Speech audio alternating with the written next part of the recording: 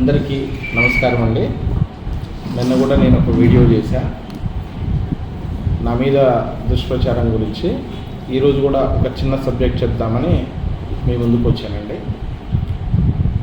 నేను 4 సంవత్సరాల నుండి వేధిస్తున్నానని ఒక మహిళ ఫిర్యాదు చేసిందని దాని మీద వివిధ సామాజిక మాధ్యమాల్లో వివిధ ఛానల్స్లో వివిధ రకమైన వార్తలు వస్తున్నాయి. దానిపై నేను చాలా మటుకి క్లారిటీ ఇచ్చాను. అయినా కానీ 2-3 ఈరోజు కొత్త విషయాలు 2-3 మీ ముందుకు తీసుకొద్దామని మీ ముందుకు రావడం జరిగింది. ఏంటంటే కావాలని గత 2-3 నెలల నుండి నా మీద కొంతమంది దుష్ప్రచారం, అది అందరూ కూడా చూస్తున్నారో అందరూ అర్థమవుతుంది కూడా. ఎందుకంటే ఇంతమంది ఉండగా ఒక్కడనే పట్టుకుని ఎన్నిసార్లు ఎందుకు టార్గెట్ చేస్తున్నారా అనేది ప్రజలు కూడా ఆలోచిస్తున్నారు. అది వారి స్వభావరీత్యా మరి అలా ఉందేమో నాకు తెలియదు.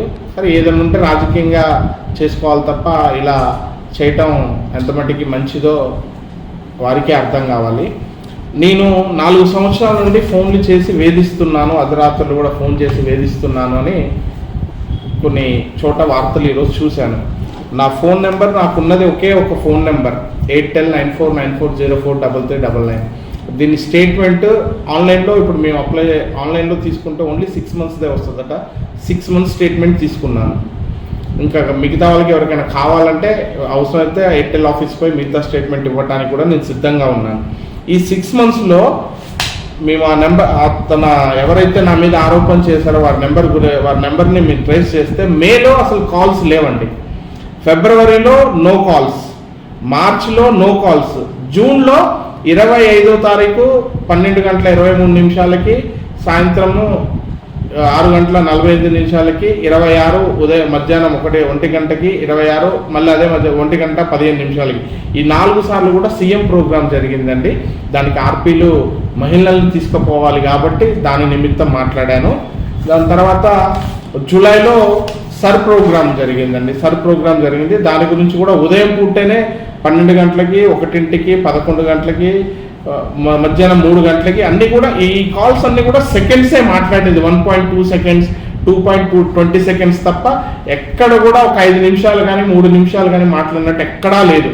ఇదే కాకుండా తర్వాత ఇందిరమ్మ చీరలు అదొక మంత్లో జరిగింది. దాని గురించి కూడా ఒక 3-4 సార్లు మాట్లాడతాను.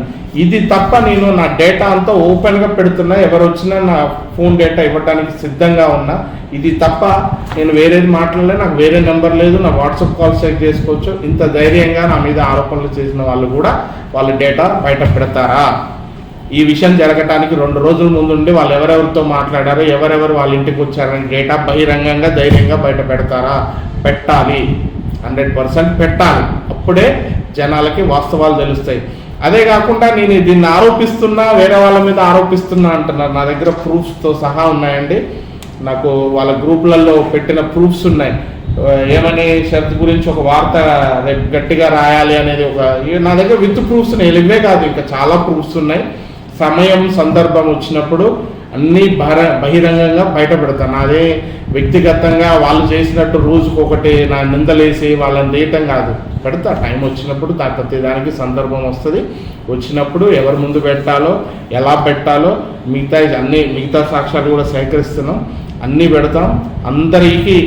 అందరి ముసుగులు బయటికి తీసి వాళ్ళ నిజస్వరూపాలు త్వరలో అందరి ముందు పెట్టడానికి సిద్ధంగా ఉన్నాం. దీనికి లీగల్గా కూడా గతంలో కూడా నా మీద గ్రూపుల్లో ఒక సామాజిక వర్గాన్ని తిట్టానే మెసేజ్లు, ఒక చెడ్డ పనికి